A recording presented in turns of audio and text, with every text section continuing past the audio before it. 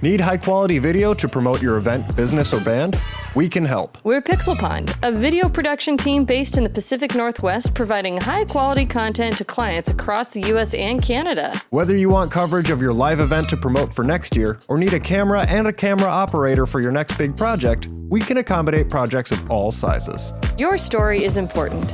Visit pixelpondllc.com or send an email to info@pixelpondllc.com to get started today. We can't wait to work with you.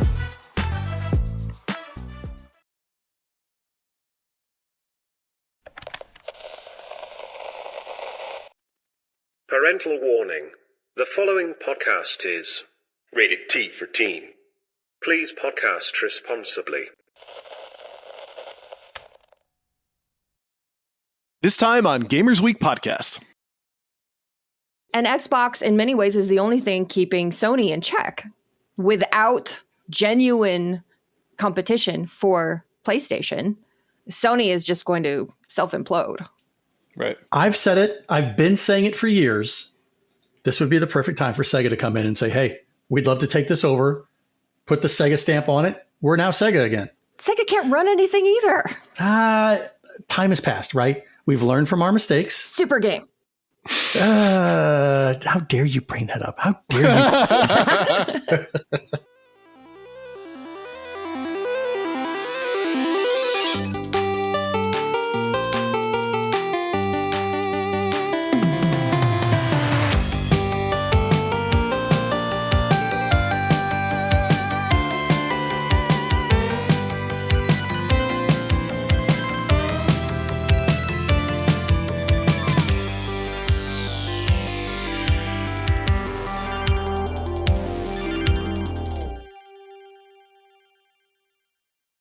See if any of you guys can get this. This was on Final Jeopardy last night.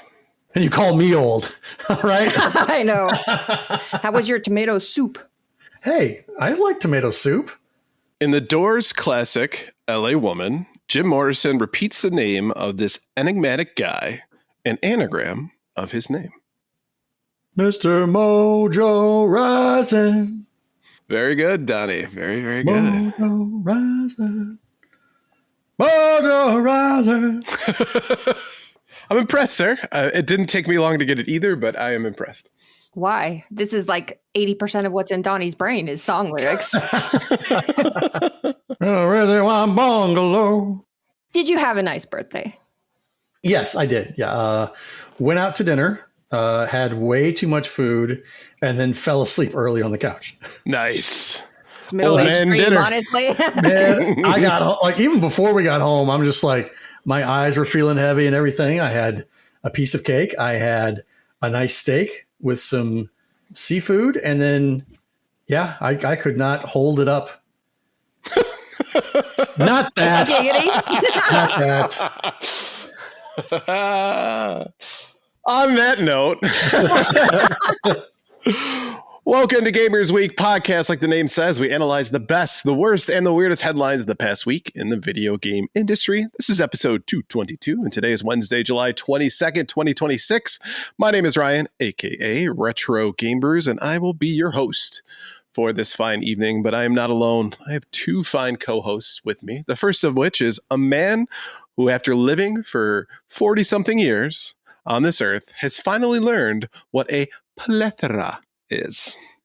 Right. Donnie, how you doing? What is a plethora? Would you say I have a plethora? Yes, I would. It's a sweater. That was pretty good, though. It's a sweater. Who the hell are you? And next up is a woman who is currently writing BDSM erotica poetry under the pen name Walt Whipmen. Lou, how you doing today? You found me. I was trying to stay anonymous, but man, that name is just too good. Walt Whipman. Is she a beatnik? BDSM poet? The whips, they are a kraken. Yes, exactly like that. Thank you. Oh, Kraken, my Kraken.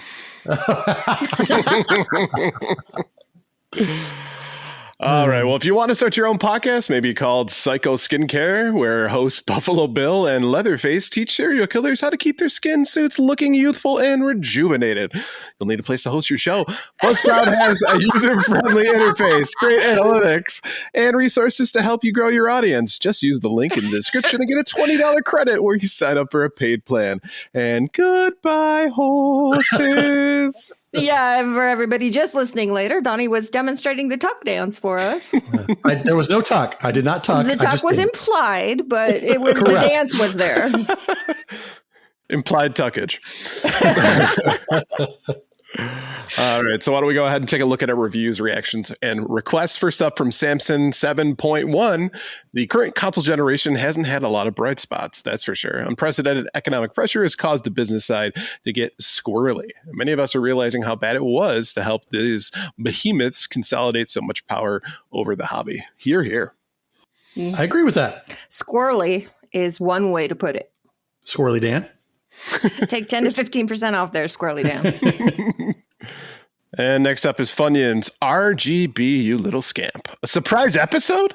Not to mention it was one focusing on creating and the reasons why we do it. Can't express how well-timed it was for me personally. Glad to be a small and cheap part of this community you've slowly put together. By the way, if you do make a Gaming History 101 as a separate project, I will 100% be there day one. Thank you, Funyuns. Thank you, sir. Nice. And it was kind of impromptu. Well, yeah, the day before, Ryan's like, hey, should we do this instead? So there was a lot of planning that went into it. I was planning on taking a break here. All right, last up, Go Hobo Go says Rookie of the Year greater than Megamind. That is your opinion. But guess what?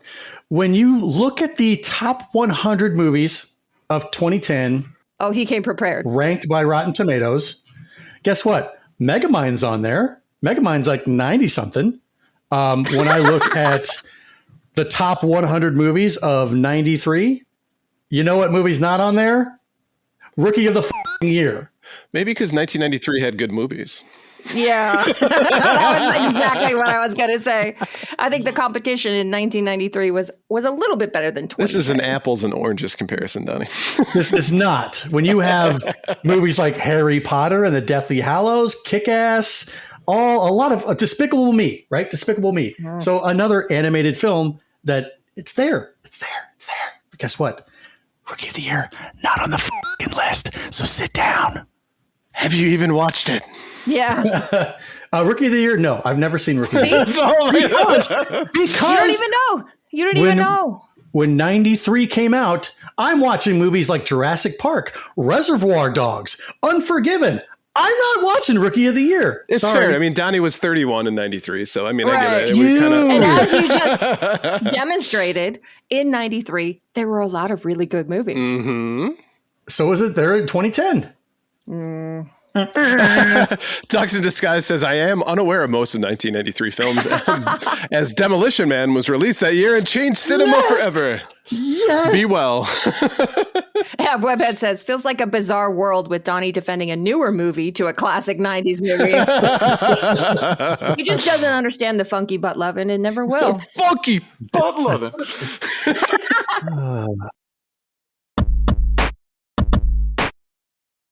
So let's go ahead and shout out our patrons. We couldn't do what we do without the help of our gorgeous patrons. Here are the generous folks supporting Gamers Week on Patreon. And we have a new patron to announce. A big thank you and welcome to Multi Sweetness. They'll be joining the adventures of Chibi RGB. Follow Chibi RGB as he enjoys a PBJ after his BBL recovery in NYC, now available at every Books A Million. Mega Retroman, Gamatroid, Moradib, The Wizard of Zardoz, Gravity Core's Nerd Pod, Michael, Killian, I'll be back. Only in a rerun. Lakite, Emo-esque, Bill Tucker, you know, the bleeps, the sweeps, and the creeps. Fruitcakes, I hate it when my Schwartz gets twisted. Pickled Pepper, Depths with Thick Thighs, absolutely the best podcast, The Work in Progress. Funyuns, the Spotify Comment Daddy, Bobson Dugnut, Blues Little Sis, Perler Daddy, Retro Gaming Dev, Retro Blast Pat, B&T Zilla Guy, The Mad. Has anyone ever figured out the max length for a Patreon display name? I am going to keep typing until I run out of Seven Castle Forest, Crunchy Dong, Artie the Strongest Man, Frank Grande, Love Retro BTW, Steven Zayan, Ramboski, Terry Canaire, Don't Make Me Pull This Car Over, the best part of waking up. Say the thing, Blue. Say the thing. is Games with Coffee. I was waiting for you to finish the song. She likes it when you finish. Yeah, I do. I lost my place. Best part of Weekend Games with Coffee. Private Divide. You fall before me. The Let's Play Princess LaShorty. The Pixel Bond family, including Shannon and Luke and the Star Fox Daddy. Zach, a.k.a. Old Cluster Nuts. Puzzle Butter. Number 1 Blue Simp Gimp Pimp with a pet wimp chimp. Eating a crimp limp shrimp while riding a primp dimp blimp. John Barron, Sassy Sony, Evo Lust, and Syrum.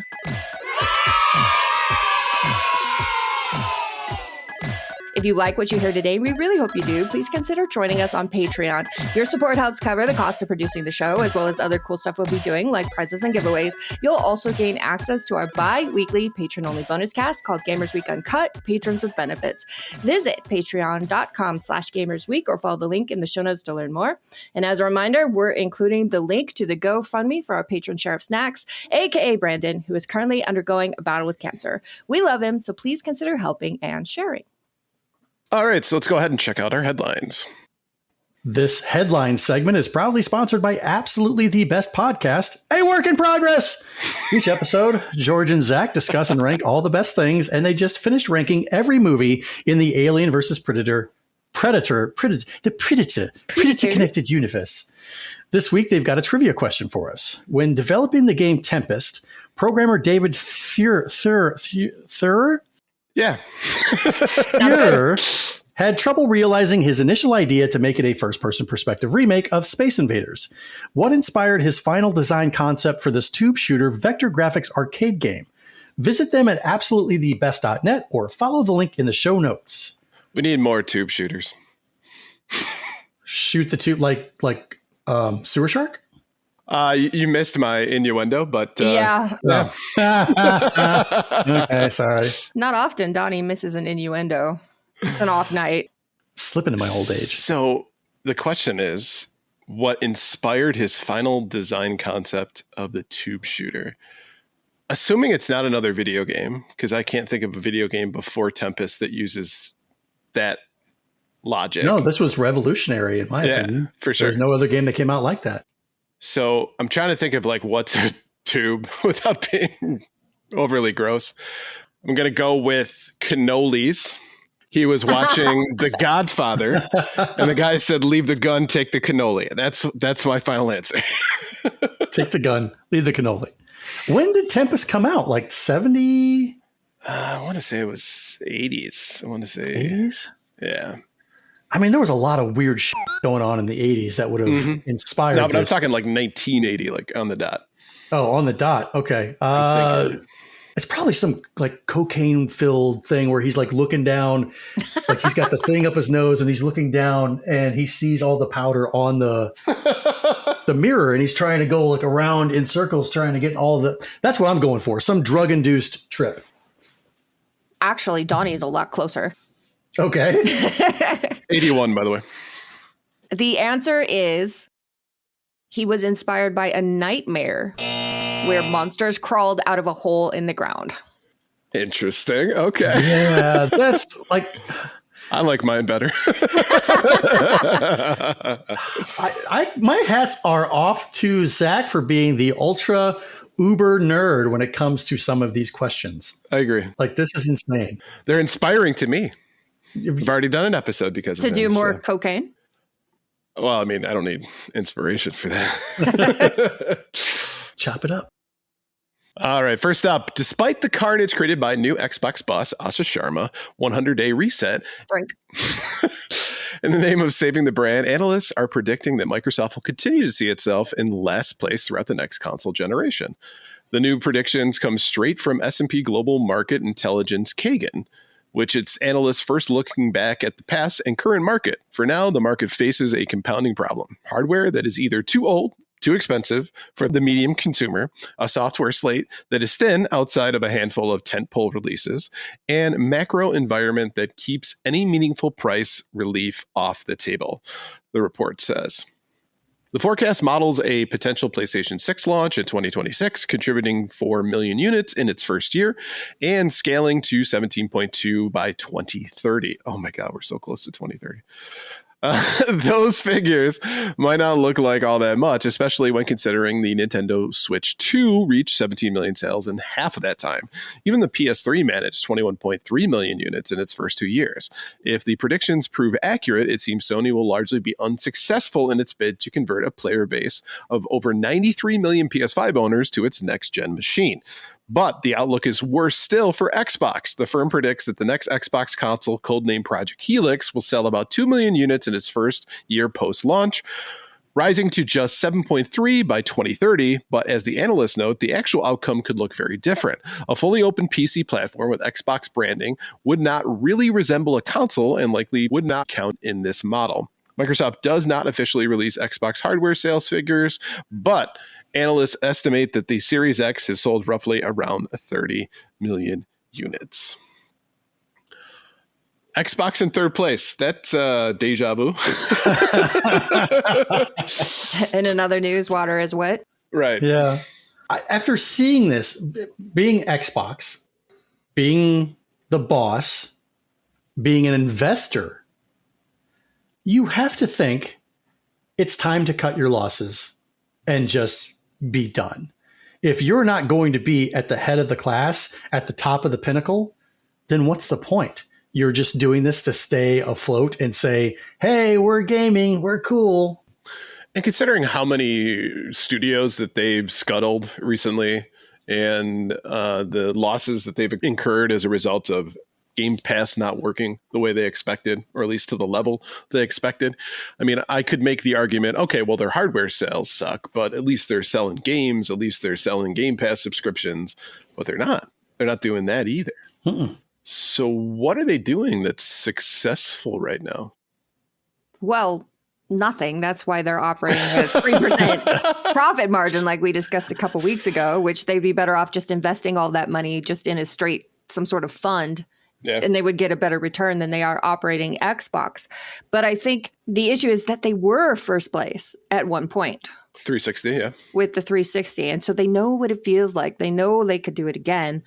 But all the strategies that they've had since then have not worked out, coupled with PlayStation temporarily getting their shit together. That seems to be gone now. But even if you're third place, it's like the person who graduates at the bottom of their class from Harvard still graduated from Harvard. True. You're still making money. You're still putting out a product that people love. It's still a worthwhile, valuable brand. But kind of the reality is they would probably not be able to sell it. I mean, who would be interested in Xbox when it's performing so bad? Google, so that they actually have a platform. True. Yeah, but Google would just close it in 2 months. They got enough money. I mean, you talk about the Xbox 360 being they were like the top dog. And it wasn't necessarily because they were revolutionary. It wasn't because they had the absolute best games out there all the time. You know, it wasn't like they had supercharged it. It's because PlayStation f***ed up and so did Nintendo in that generation. It was like the Wii U and the PlayStation 3. You don't think the 360 was great? Oh, no, don't get me wrong. The 360 was fine, right? It was fine. Okay, it was fine. But if the PlayStation 3 did as well as the 2 and the 4, right, as far as being revolutionary and accessing and catering to gamers, the Xbox 360 would have been in second place. I mean, this article comes out of the box swinging that Xbox is going to be in last place. But the thing to take away here is that nobody's in a good spot going into next generation. No. If PlayStation, the PS6, is going to get 4 million units in its first year, 4 million? That's Yikes. That's nothing. And it's probably because it's going to cost $1,000. Well, it's going to cost $1,000. Components are going to be scarce. And so it's probably both of those things are contributing to the small number, but scaling to 17.2 million by 2030. So essentially in 2 years, managing to sell 17.2 million. So if we're looking at the PS5, just doing some quick and dirty napkin math, 93 million over 6 years. That's about 15 or so million per year. Now, of course, they sell a lot more upfront and the sales wane throughout the console generation's life cycle. But essentially going from 30 in 2 years to almost half that Right. If we're doing an equivalent timeline, how is that not a failure? So what you're saying too is, I mean, this, if Xbox really wanted to step up their game and make like just a middling console, they'd be in first place. There's an opportunity here for anybody who can figure out a way to capitalize on this situation, but I just still feel like this is not the time to be releasing new hardware. I think you're probably right. But I think that they've invested all in on this concept where they think that they're going to make that transition. I think, again, this is cutting their losses and trying to bow out of the console market and get into the high-end PC market instead. So this is the intermediary. I'm still not talking just about Xbox. I'm talking about any of them. Right. And maybe that's the right move, is that PlayStation should eventually do that as well. Because if a PlayStation 6 is going to cost $1,000, but their console hybrid's not going to be any cheaper. Probably not, no. What is going to revolutionize the gaming industry next? What is going to be that big jump? It's not going to be another console that comes out that's exactly like the PS5 or exactly like the PS4 or exactly like the Xbox One, the Xbox X/X. We're already seeing a rapid decline. Not to mention the rising costs that they think that they can, like, oh, we're just going to raise prices and people are still going to buy our stuff. No, I'm sorry. That's just not going to happen. No. But you also put out a console that just doesn't do anything more than what the last gen console does. If it's a full body haptic suit and VR that looks exactly like Ready Player One, okay, that's the next significant jump that we're going to see. And I would probably shell out $1,000 for that console. But it's not going to happen. It's definitely not happening anytime soon. So I agree with Blue. There is no reason to be putting out any new hardware at all in this current state. Right. Yeah. Charging more, delivering less. And if we do this math and we assume that they are selling 50% of the lifetime of the PS6, what they have with the PS5, I mean, that is half of their player base that's not going to be buying their new products, their new games, their new anything. At that point, like, how viable is your business when you just, like that, lost half of your consumers? So what other console from history had this happen to them? Donnie? Why? I'm just pointing out the history repeats itself. That's all I'm pointing out. But why you're not pointing that out. You're singling me out to point it out. Well, because you're a fanboy, so I wanted to come from your lips, but You're a shill, and he wants things to come from your lips. Carry the two. You're right. That is history repeating itself, and I don't want to see it. Actually, I do want to see it because I want to see Xbox fall. I don't like Xbox. I've never liked Xbox. When the Xbox 360 came out, I was like, oh, okay, that looks great. It's got the blades and all this stuff, but oh wait, I got to pay to be online. When the PS3 was not doing it, that's what turned me off with Microsoft. And he's never forgiven them since. No. Even though everybody else does it now. because of them. Yeah, exactly because of that. And Xbox, in many ways, is the only thing keeping Sony in check. Without genuine competition for PlayStation, Sony is just going to self-implode. Right. I've said it. I've been saying it for years. This would be the perfect time for Sega to come in and say, hey, we'd love to take this over, put the Sega stamp on it. We're now Sega again. Sega can't run anything either. Time has passed, right? We've learned from our mistakes. Super game. How dare you bring that up? How dare you? So what you're saying, though, is in 40 years, Microsoft will get back in the game, decide to make their new console again, is what you're trying to tell me, because everything repeats itself. It does. And Nintendo will still always be there. Slow and steady. But yeah, so it doesn't seem that anything is going to change moving forward in the next console generation as far as the positioning of the console wars. But it's going to be interesting to see whether this is like the first truly failed generation just across the board. Yeah. I mean, is this going to be the 1983 syndrome as well? I'm thinking so. I hope it isn't, you know? I mean, we've come to love this hobby so much. Granted, I'm still going to play everything else that's here, so it's not like that's going away, but... Redox says, this all feels connected to the AI slop era of media too. We'll start paying a premium for good games created by humans, and the affordable ones will be AI-generated chat GPT dating simulator. Gross. Why would you even put that out there? Because it'll probably be true. Yeah. They hentai dating? simulator? Asking for a friend. Yeah. But I think the thing to keep in mind is this next gen is not going to be the end of gaming. Yeah. This next gen might be a dumpster fire, a complete train wreck, but hopefully whoever survives it will take the lessons of that 8-year period and go, how do we get people invested in us again? So this is not the end. This is just a break. And thank you for the content for us. We were on a break. All right, next up, 2 years after boasting about how hard it was going on video games, Hasbro has recorded a $56 million non-cash impairment in its second quarter financial report, arising from the cancellation of several games in the development that were expected to release in 2028 and beyond. In 2022, the company had a half dozen game studios working on different projects. 2 years later, Dan Ayub? You! All right, sorry. Head of digital product development at Hasbro-owned Wizards of the Coast put a number on that effort, saying that we've got over $1 billion in games right now being developed, and adding that the video games are an integral part, Zach, of Hasbro's strategy going into the next 100 years. But it hasn't gone especially smooth then. A big budget G.I. Joe game announced in 2021 is in trouble. And the deal for a new D&D game from Giant Skull Studio was canceled earlier this year. Hanging over all of it is the ghost of Baldur's Gate 3, with tens of thousands of people still playing 3 years later after its release. Hasbro is yet to announce any kind of follow-up, a whiff that PC Gamer's Harvey Randall says is emblematic of deeper-seated problems at the company.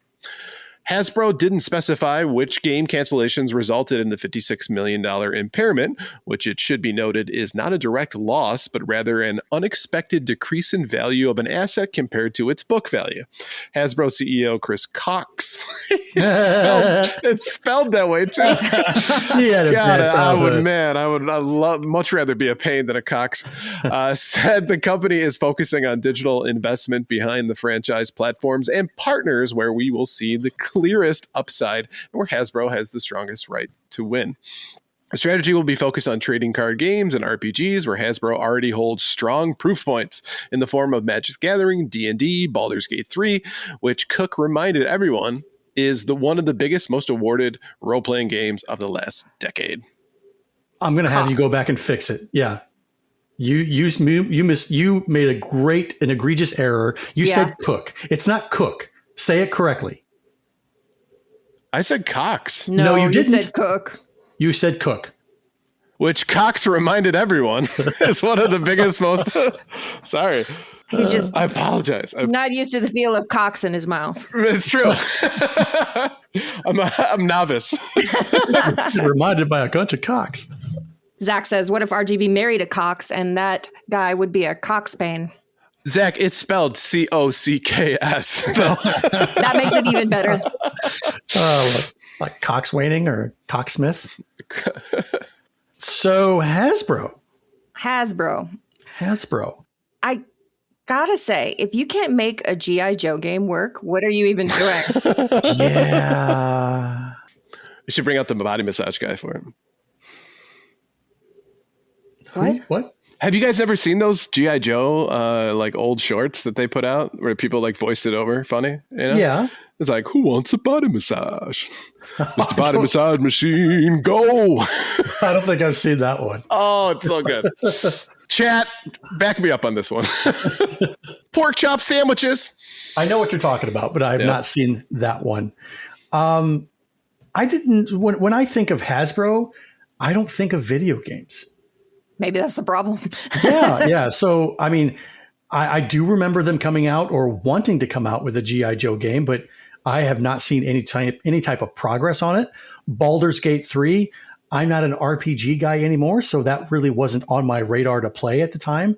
I am a huge Magic the Gathering fan, so I do play Magic the Gathering Arena and occasionally Magic the Gathering Online still quite a bit, but I don't really see that as a video game, even though it is. It's basically, it's a translation of a tabletop card game that I can play on my computer. But an actual interactive game with characters and all that stuff, that's not what I'm thinking about Hasbro with. Well, Tiken says everyone is a werebear sex guy, Donnie.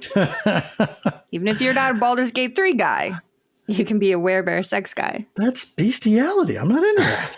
It's not, because it's a human. So I will say, to be fair, To be fair. Dan Oyub said this in 2022. That was when the game industry was booming because everybody was staying at home. Right. Got into gaming because of COVID. So I can't really fault the guy for thinking that it was going to be $1 billion worth of games.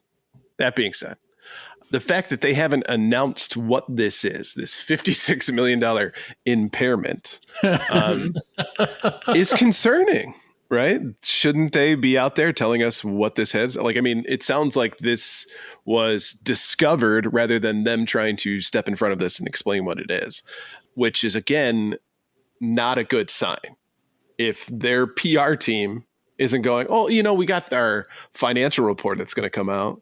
We should probably think about things that we should say in order to kind of prevent anybody from freaking out. $56 million is not a drop in the bucket either. Oh, in today's numbers, it is. Yeah, but for the games that they're developing, a lot of times It wasn't even real money to begin with anyways. because it was just evaluated for, Right. for their insurance company, right? Right. So, yeah, you just erase the zeros off of that form that you sent in and call it good. But maybe they're just not saying what it is because it was for a bunch of games that they never announced in the first place. Could be. So, you know, why bother? Right. But we're all wondering what it was. And that's not a good look for Hasbro.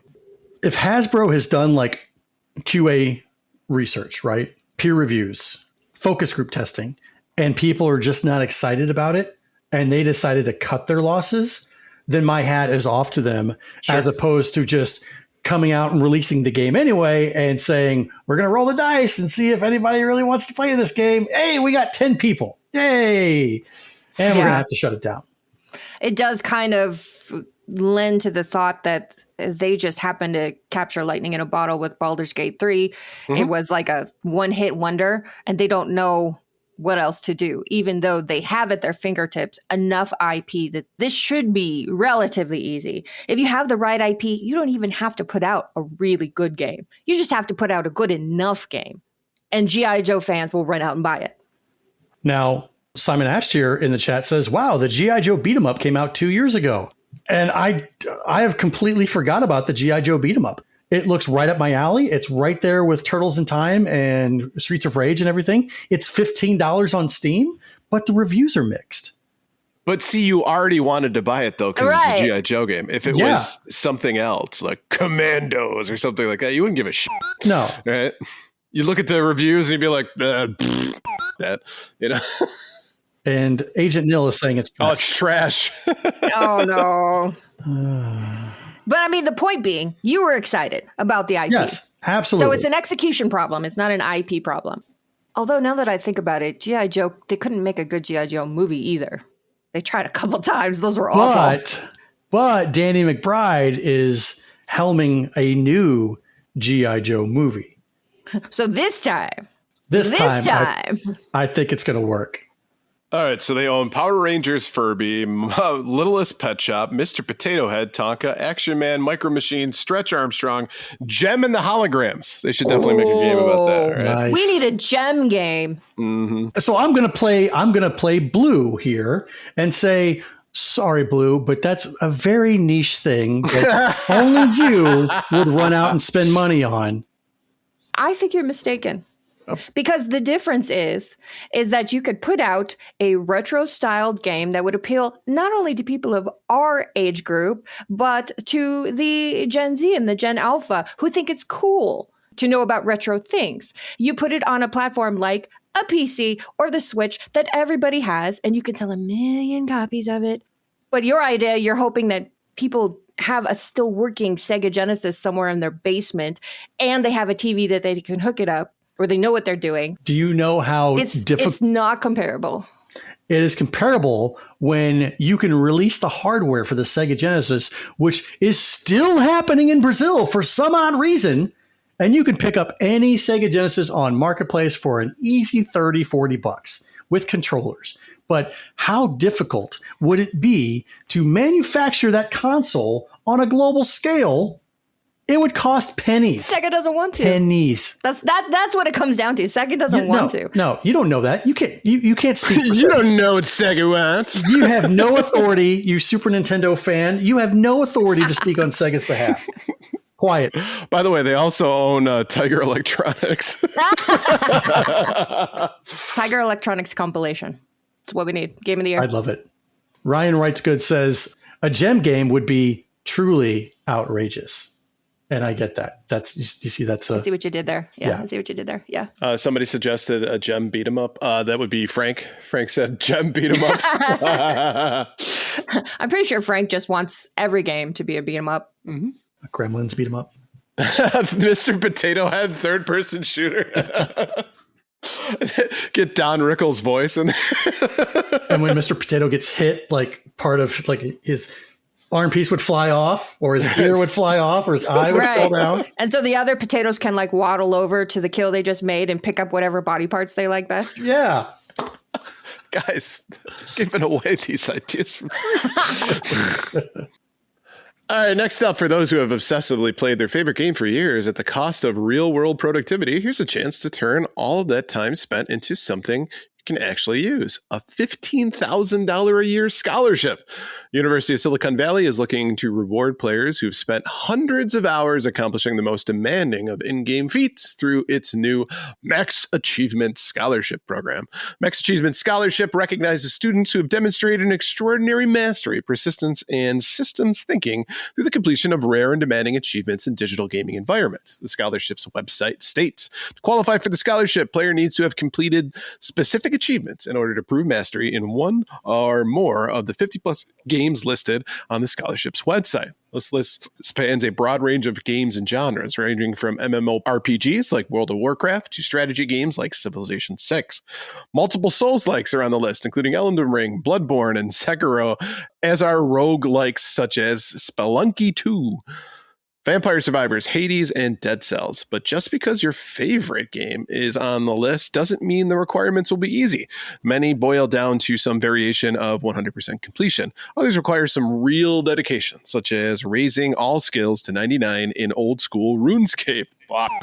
Earning every possible achievement across the entire Dark Souls trilogy, finishing an Iron Man Legend run of XCOM 2, and completing all 115 achievements in Minecraft. The University of Silicon Valley will reward 10 to 15 Max Achievement Scholarships in an inaugural year, with plans to expand in the future based on applicant quality and program success. This is going to cause people to go on Fiverr and say, log into my account. Yeah. Just saying. I don't know. I guess it depends how bad you want to go to this school, because it's not $15,000 in your pocket. It's No. Yeah, but I mean, it pays off, right? If you can not have to pay student loans. I guess. But come on, $15,000. That's chump change. That's not going to do anything. Depends on if it's a small school, big school, private school, state school. I can apply for this right now because I have the Elden Ring Platinum. That's just one, though. You only need one. No, that's not true. Yeah, it said 1 of 50. Mm-hmm. You need to prove mastery in 1 or more of the 50 games listed. You can pick your poison. Yeah. And I've already been poisoned. Thank you very much. You're poison. Is there an age restriction on this? This kind of scholarship program, you would think that people of all ages would be applying. Right, but you're not going to go into the industry as a 75-year-old person, right? Because you're platinum, kids. Right? No, honestly, the last thing I want to do is go back to school. Are you kidding me? Exactly. So, open to incoming first-year transfer and graduate students. Must be admitted to the University of Silicon Valley. Achievement must be personally earned and verifiable. Multiple achievements may be submitted. Highest qualifying tier applies, and achievements earned via modded, private, or emulated servers are not eligible. Damn it. They did their homework. But I applaud the fact that companies and colleges are kind of taking note of this and giving people an incentive for their mastery of tough video games. T-Ken says it's $22K a year tuition to the University of Silicon Valley. And this is a gaming or tech-focused university, if I'm not mistaken. So it makes sense that they would be trying to attract those kinds of people. Yeah, $22,000 is actually pretty cheap, just like Red says. That's insanely cheap for a private university. So the classes have to be top notch. Not gonna lie, when I first saw this article, I was like, I've never heard of that school. It sounds like, one of those fishy online schools. Right. Like the Art Institute. Yeah, but I did look at it. It's been around since 1800 something. So It's been around since the 1800s. It was called Silicon Valley. it used to go by something else. Okay. And then they changed the name. There's probably Miners Valley College, something equivalent. No, it was DeVry. Yeah. Or what's the other 1887 as Cogsworth Polytechnical College. ITT Tech? Cogs. 2021, it rebranded to the University of Silicon Valley, reflecting its evolution and alignment with the industries shaping the future. Okay. So Platinum Trophy in all achievements for Elden Ring. For Cuphead, it's S rank on all bosses. Did you see the Hollow Knight one? 112% completion and Pantheon of Hollow Nest clear. So you're telling us that you're not qualified for that specific game. Nope, that last Pantheon is stopping me, but I have everything else. Maybe I could bargain and be like, well, you give me 13,000. Or you Because I could have just most of it. Elon Musk it and have pay somebody to play the games for you and level you up. How dare you? Ryan, what are you applying under? None of these. I don't do that shit. I play. I'm a filthy casual. Filthy casual. Mm-hmm. I already have a bachelor's in game art and design. Should I go back? I guess this is wasted on you then. No, should I go back to school? Can you get a scholarship with any of these games? I think I could. Back to school. Back to school. Simon says, I could be Bible Adventures for NES. Does that get me anything? I should. That's way harder, I think, than everything else on here. I hope I don't get in a fight. As it currently stands, I am not qualified for this scholarship. However, So I'm the only one on the podcast who's qualified? you are correct. However, I feel like I am very close because I've already beaten Elden Ring. I've already gotten 2 of the endings, and I just need to go back and replay it again to get that other ending. And then I should be able to platinum. Platinum. I said it right. Platinum. Elden Ring. I think I'm going to do it. I'm going back to school, baby, just like Rodney Dangerfield.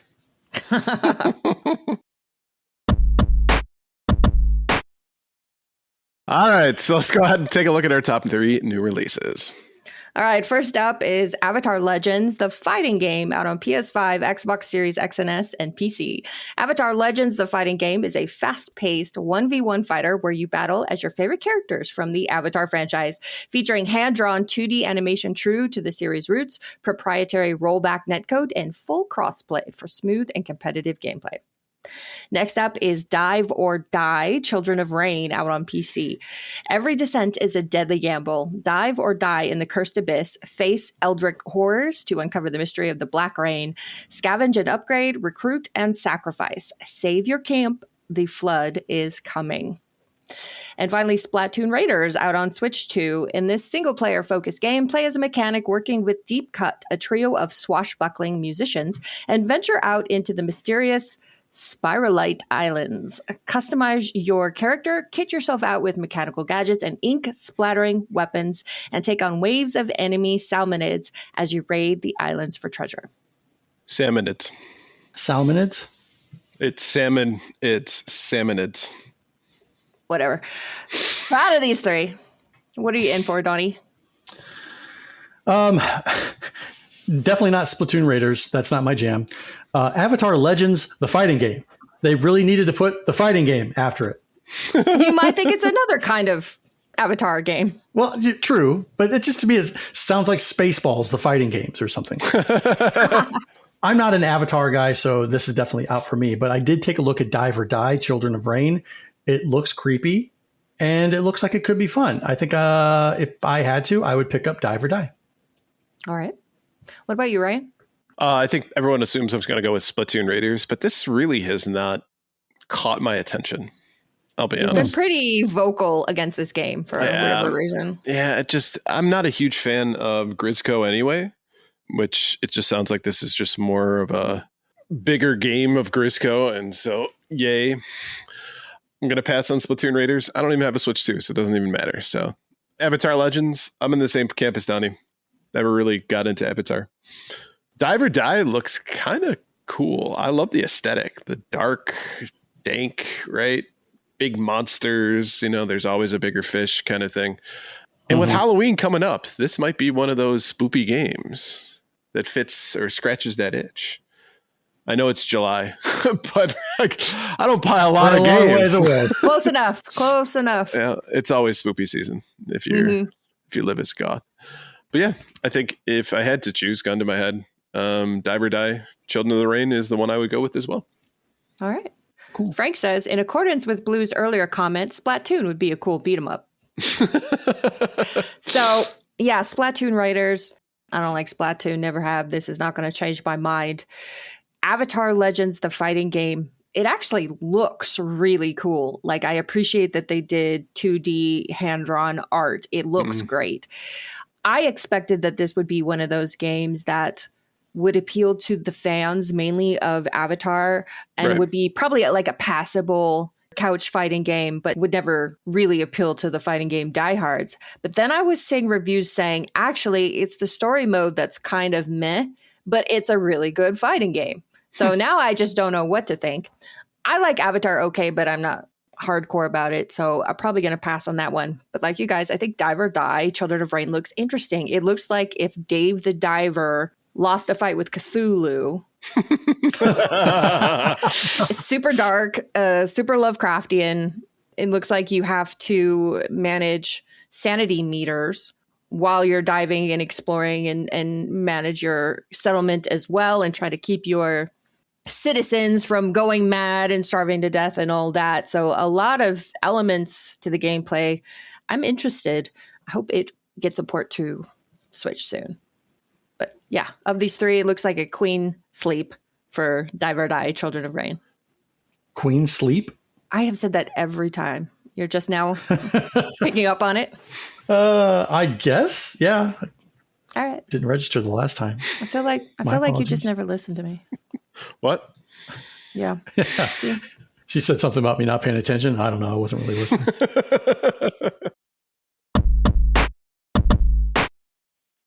All right, before we move on, let's take a quick break to talk about our sponsor. This segment is proudly sponsored by the Retro Game Club Podcast. It's a fantastic family-friendly retro gaming podcast. In each episode, Rob and a guest pick 2 games to play and discuss, as well as news, interviews, and other topics. This week, they want to know, if you had to pick one console generation to play for the rest of your life, which would it be and why? Visit them at retrogameclub.net or follow the link in the show notes. Yes, Ryan. No, I was trying to figure out what Super Nintendo Genesis, which number that is. I think it's Generation 4, right? Because Pong console, Atari, Nintendo, Super Nintendo, right? So I think that's Generation 4. And that's what I would go with, because Sega Genesis, Super Nintendo, I mean, you could say TurboGrafx falls in that too. Mm-hmm. You definitely can. Sign me the up. To me, that was the golden era of gaming. I mean, you make a compelling argument for the 16-bit generation. However, I am going to go with the previous generation, PS4, Nintendo Switch. Oh, I was like, I thought you were going to Nintendo. Like, is there? No. You said PS4. I was like, no, does not compute. The previous generation to where we are now, PS4, Nintendo Switch, because you have an explosion of world-class indie games. That's where we find ourselves with Hollow Knight, so you know that's a big appeal. But you could play indie games until you die and still never run out from the last generation. It also gives you Mario Kart 8. You know, I can play that forever. And we've got great AAA games as well. And we still have physical discs and physical cartridge from Nintendo. We don't have fucking key cards or anything like that. You have the ability to play online if you want to, but last gen, most games didn't require it. So It's like the perfect mix of old and new. Excellent. I do like where your head is at with that. I really do. And I will say that the previous generation has had a lot of really, really good looking games and good playing games. However, I'm more inclined to agree with Ryan in the fourth generation because that was just freaking awesome. I mean, RPGs, I was heavily into RPGs in that era. Action shooters, all that stuff. The only problem is you don't get like first person shooters. You don't get the benefit of some of the other action adventure games, like the third person action adventure games that we've known to love, like Tomb Raider, Uncharted, and some other stuff. That would be totally awesome to go and play and just be in those particular levels and worlds forever. But my heart's with the fourth generation. Well, as Duck says, the 16-bit generation all the way. PC games were awesome at the time, too. Indeed. And Ryan Wrights Good says, I would have to say the 8-bit gen or the 16 gen, but there's a compelling argument for the 7th gen. The 360 library is chonky. It's a thick boy. A lot of bloatware, too, and filler games and all that stuff with the 360 generation and the PS2, PS3. I will say that, though, that's enigmatic of a lot of generations. Let's be honest. Like, the previous one before that as well with like the Wii, a lot of shovelware shit, Mm-hmm. I mean, look at the NES. The NES is full of crap games. I mean, true. Well, there's a lot of great games, don't get me wrong, but when you got 800 something games, there's a lot of them out there. You're like, who fucking thought of this? This is terrible. Maybe we should all agree to not judge a generation by its shovelware. That's fair. I'll get on board. I think it's fair. You got to be nicer to Atari then. No, thank you.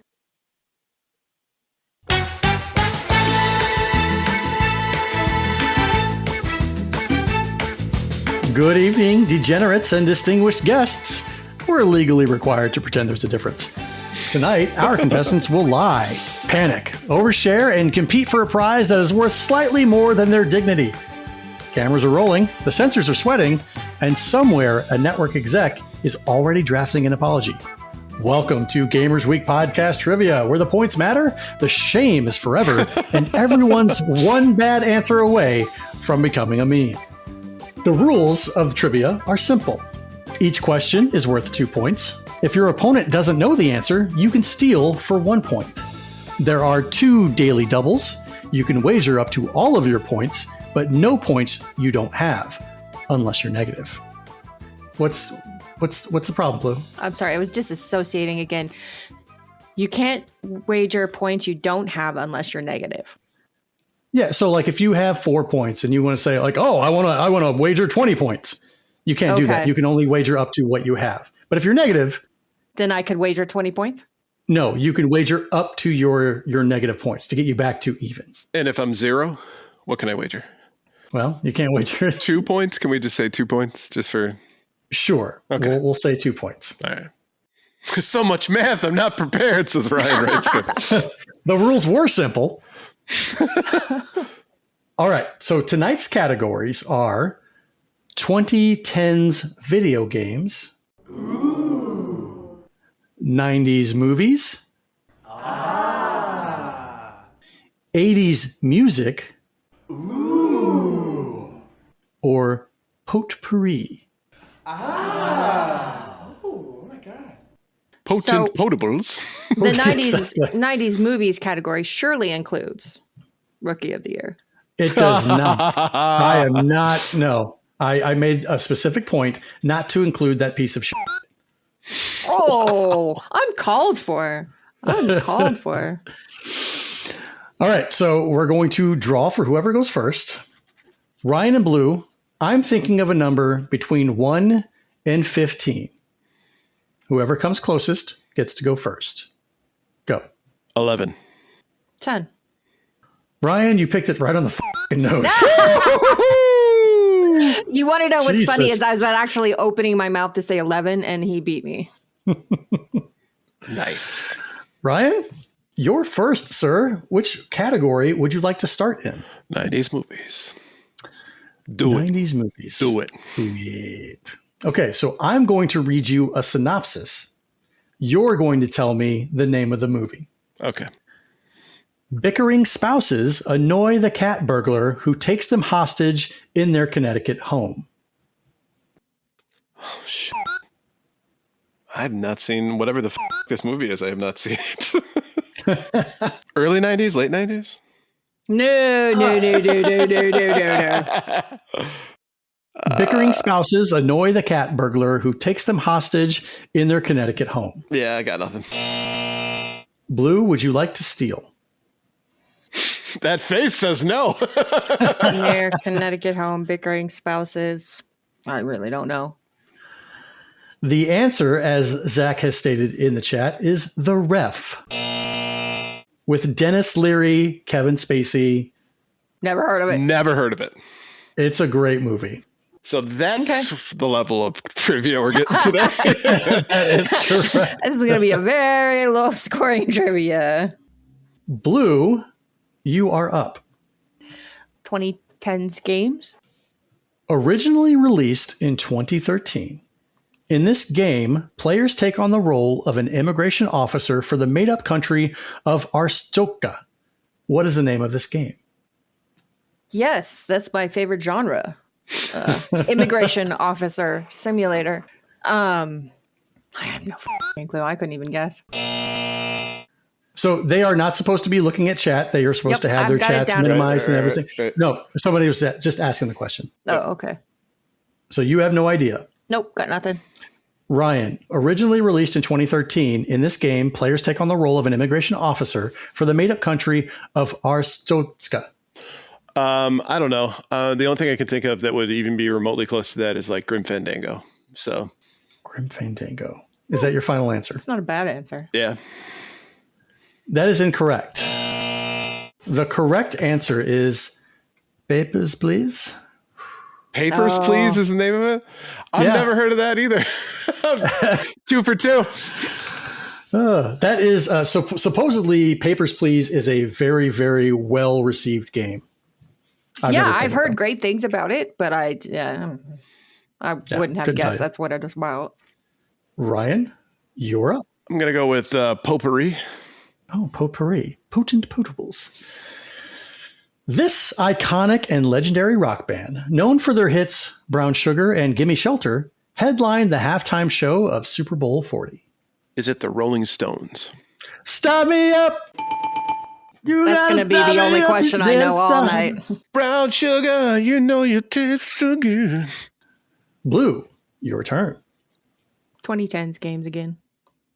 What action RPG was subtitled The Wild Hunt? The Witcher 3. Final answer? Final answer. That is correct. Right on the nose. Fucking gimme for her. Right. And this was in order, so it's not like I was like, oh, I'll pick this one because it's blue. She got that one right smack dab on the nose. Ryan, you're up, sir. 80s music, I think is one of the categories. I will give you the lyric. You tell me either the name of the band or the name of the song. Okay. I'd be your lover if you were there. Put your hurt on me if you dare. Such a woman, you got style. You make every man feel like a child. I got nothing. Nothing. Ryan Writes Good says, that sounds a little creepy in the post-Epstein. Yeah, if you listen to Stacy's mom. Stacy's did not mom age well. got it going on. Blue, I'd be your lover if you were there. Put your hurt on me if you dare. Such a woman, you got style. You make every man feel like a child. I have no idea. This is not my wheelhouse. You knew this when you picked it. Yeah. Photograph. I don't want you. Oh, Def Leppard. Yeah, Def Leppard Photograph. Yep. I didn't even know that one. Yep. Blue, you're up. 90s movies. An aging psychiatrist believes in a patient who sees himself as the world's greatest lover. World's greatest lover. That's a good face, Blue. Yeah. Go ahead and screenshot that for later. I want to give a hint so badly, but I'm not going to do that. I'm not going to do that. Good Will Hunting. That's all I got. Good answer, but no, that's incorrect. Ryan, would you like to steal? I'm taking comfort in the fact that you don't know any of this either. Anger management. That's a 2000s movie. Yeah, it's not a 90s movie. So if I were to say this movie had a very popular song from its soundtrack by Bryan Adams of Have You Ever Really Loved a Woman, what would you say? Is it Robin Hood? Not that one. Not that one. Ryan writes good. Yes, that is correct. It is Don Juan de Marco. Never saw it. So tell me, have you ever really ever loved a woman? Ryan, I believe you are up, sir. Potpourri. Potpourri. In the 1996 Olympics, this gymnast scored gold for her team on her final vault, but also did significant damage to her ankle. It's Carrie. Carrie something. I don't know her last name. Simpson? Slamson? Swami Samsonite. It was totally off. Do I get points for Carrie? No, it's the full name. Yeah, I got nothing. I can't think of her last name. Blue, would you like to steal? You're welcome Carrie. for half the fucking answer. Carrie is all I had too. That's why I was like, oh, it's Carrie. So Ryan, you've already had your chance. Sure. Blue, it's on Blue. If you guys cannot come up with the last name, I will give you both 1 point each. Okay, fair. Hudson. Incorrect. If I did Shrug? Carrie Strug. Strug with a T. Yeah. Yeah, I wasn't going to guess that in 1,000 million years. I watched that live as well. I was very Yeah, I enamored watched with the it live. It was 1996 and 1992 Olympics. That was emotional. I also remember she had the mousiest voice of all time. Haircut was not good either. No, definitely not. Blue, you're up. 2010s games. What 2013 mobile game became a smash hit only to be pulled from mobile app stores in 2014? Angry Birds? That is your final answer? Yeah, I guess it's not right. That is incorrect. It's close. It's very close. Flappy Bird. Oh. Mm-hmm. The reason I know this is because at the time I was working for AT&T and people were selling cell phones with the Flappy Birds app on it for like hundreds of dollars above retail. Got it. And it wasn't like it was a great game. Spending my attention in all the wrong places, I guess. Ryan, you're up, sir. 80s music. Could you be squeaky clean and smash any hope of democracy? As the headline says, you're free to choose. There's egg on your face and mud on your shoes. One of these days, they're going to call it the blues. Yeah. Yeah.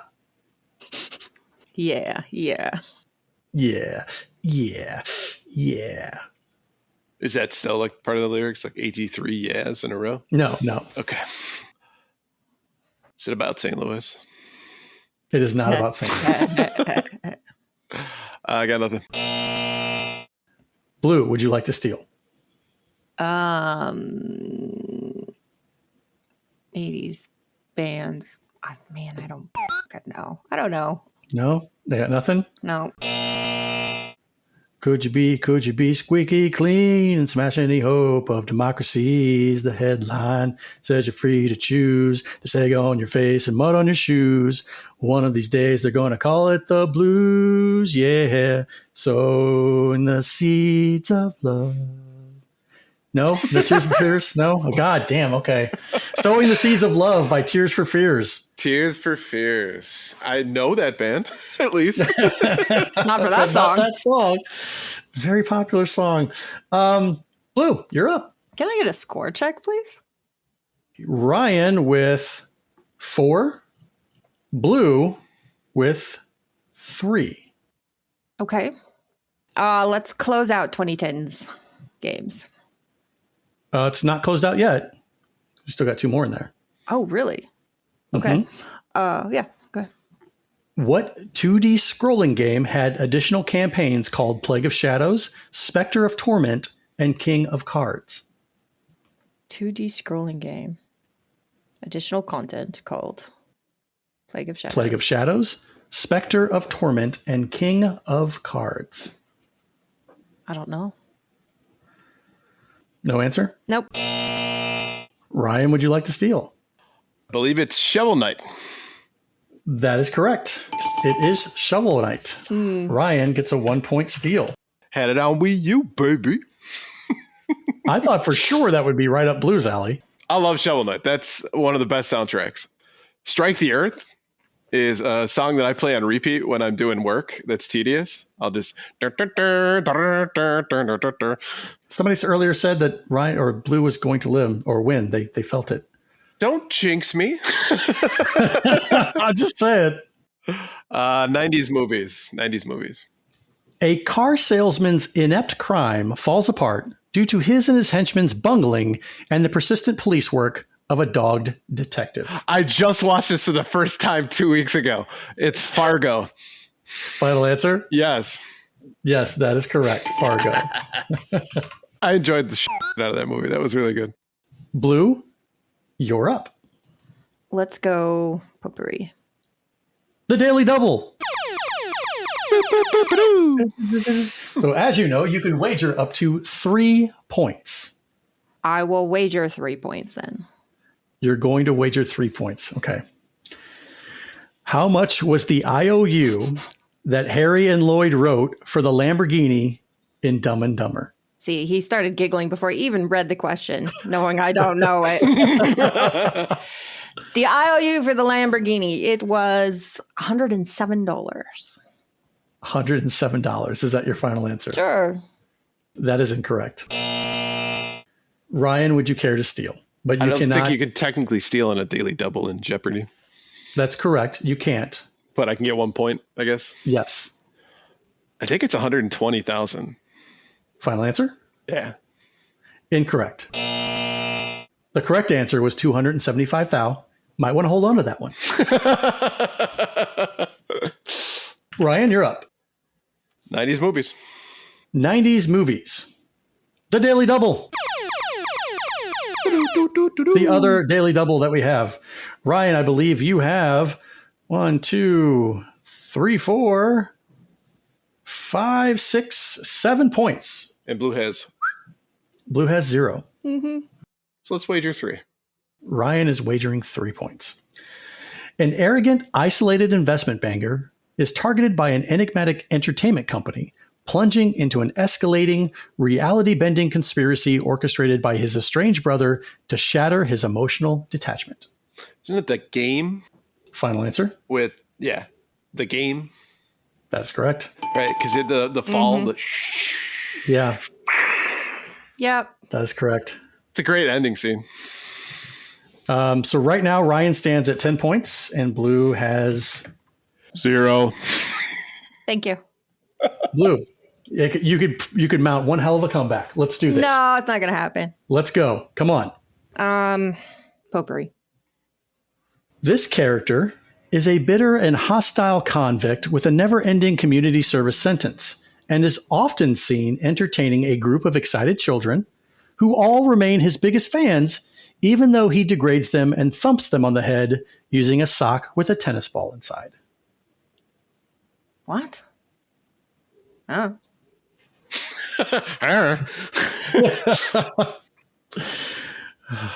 So you don't have an answer? Nope. Could you repeat this question? This character is a bitter and hostile convict with a never-ending community service sentence and is often seen entertaining a group of excited children who all remain his biggest fans, even though he degrades them and thumps them on the head using a sock with a tennis ball inside. That's the last part's throwing me off so much. I got nothing. I don't think so. Homie, don't play that. Homie the Clown. That's right. Oh, in living You're shaking color. your head. You have never heard of Homie the Clown, Blue? Homie don't play. I have vaguely heard of Homie the Clown. Oh. And you engineered these questions specifically knowing that I would have no idea. No, that's not true. That is not true at all. You expected me to know Homie the Clown. I mean, Homie the Clown is a pop culture icon. Yeah, he's part of the zeitgeist. Yeah. I see. All right. In living color. Come on.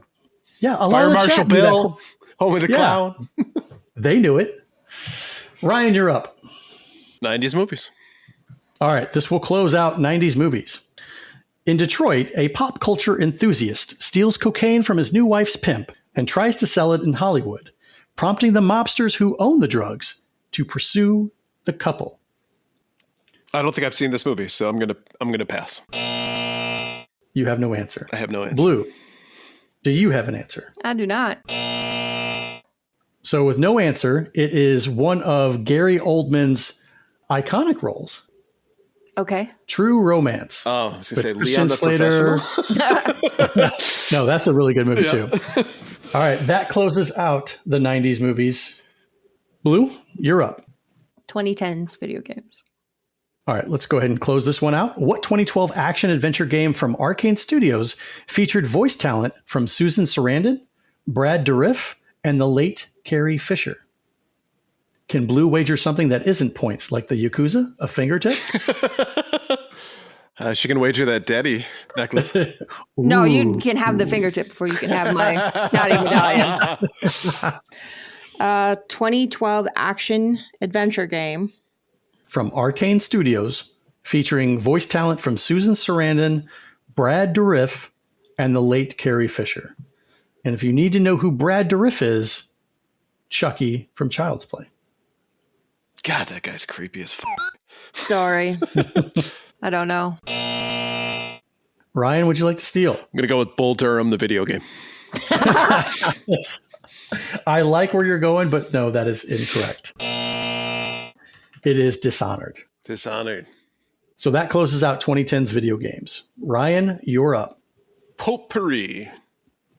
This will close out Potpourri. The actor, more known for acting in adult films, had a brief cameo in the blockbuster 1984 supernatural comedy Ghostbusters. Brief cameo in Ghostbusters. A porn star? And you said it was a he? Yes. Is Ron Jeremy in fucking Ghostbusters? I'm going to go with Ron Jeremy, I guess. Is that your final answer? Yeah. You are correct. Is it really? It's Ron Jeremy. Where is Ron Jeremy in Ghostbusters? At the close to the very end of the movie, when the Ghostbusters are going into the building to save Dana and all that stuff, he's downstairs and he's looking up and pointing and whatnot, and it's clearly Ron Jeremy. You didn't recognize him with his pants on? Clearly not. Simon Ashteer goes, bam!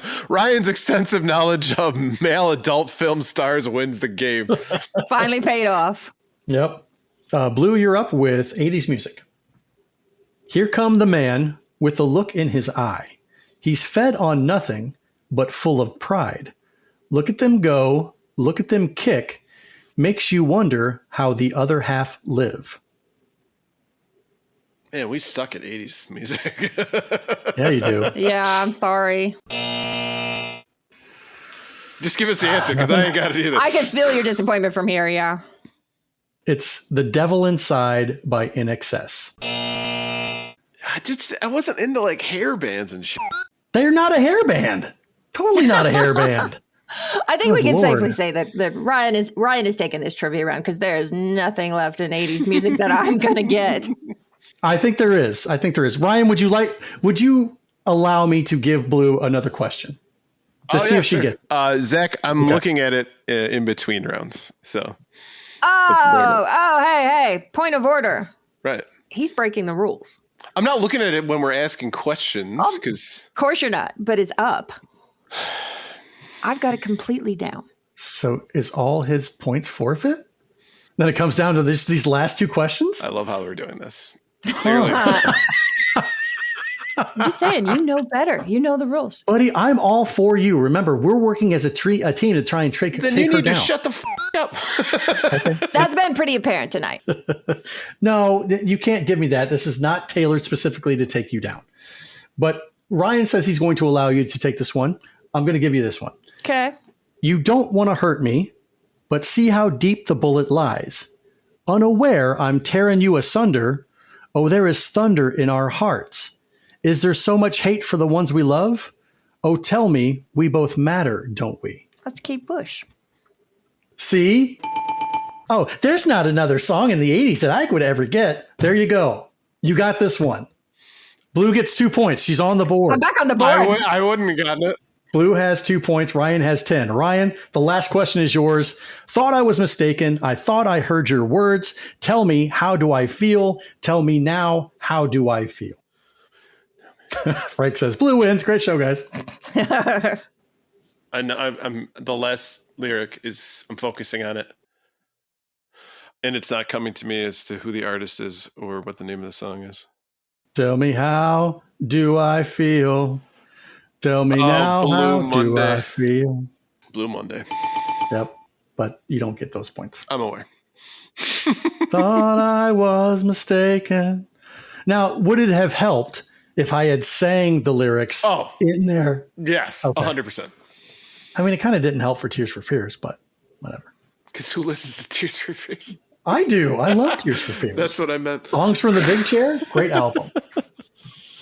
Anyway, that concludes our exciting trivia for this evening. I hope everybody had fun playing along at home. Unfortunately, there is no home game of the Gamers Week podcast trivia, but you are all winners in my book. All right, on that note, why don't we go ahead and wrap things up? So thank you for listening to episode 222 of Gamers Week Podcast, and a big thank you to the Retro Game Club Podcast, Love Retro BTW, Pixel Pond Production Company, and absolutely the best podcast, A Work in Progress, for sponsoring this episode. Don't forget to check out their links in the show notes. And if you want to connect with Gamers Week, follow us on Twitter at Blue Sky at Gamers Week PC. Watch us right here on Twitch at twitch.tv/GamersWeekPodcast, where we will record live every Wednesday at 8:30 Central Standard Time. Email us at gamersweekpodcast@gmail.com. Visit our merch store at gamers-week-podcast.creator-spring.com. Or if you'd like to do it the easy way, follow the link in the show notes. And last but not least, join us on Patreon at patreon.com/gamersweek. Finally, since you made it all the way to the end of the episode, please leave us a rating and a review to let us know how we did.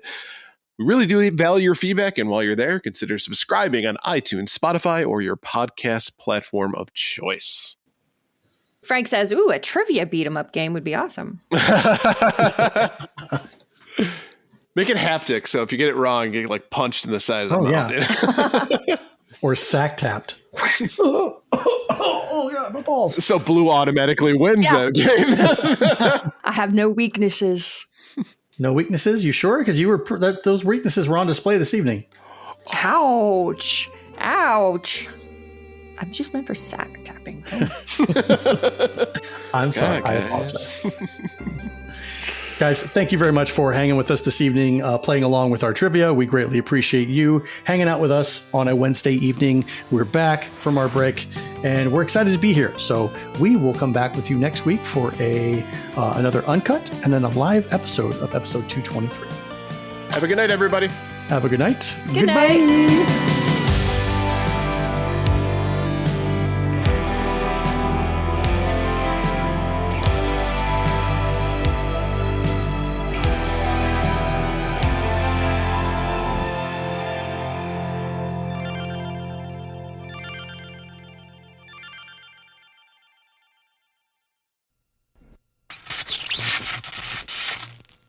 Oh, man, check out that thing, man. What do you want to do with it? Let's launch over it. Who wants a body massage? Only home while we What did he just say to us? low. Mr. Body Massage Machine, gone. What the hell? Body massage. G.I. Joe! Welcome to Gamers Week Uncut. Welcome to Gamers Week Uncut. Welcome to Gamers Week Uncut, patrons with benefits. This is the unscripted, patron-only bonus cast with less editing and more dirty jokes. We don't know where the conversation will go, but we're sure it will be weird. this fish just went right on my nipple. And I'm just like, I Google Street Fighter 6. The first search result that comes up is people think they can see Ryu's in the Street Fighter 6 reveal. Listen up here, kids. You're not going to want to get one of those VD-STDs things, right? Make you fall off. When you go, grab a pro. You'll be doing it for America. that was perfect. If you want to hear weekly episodes of our patron-only bonus cast, join us at patreon.com/gamersweek.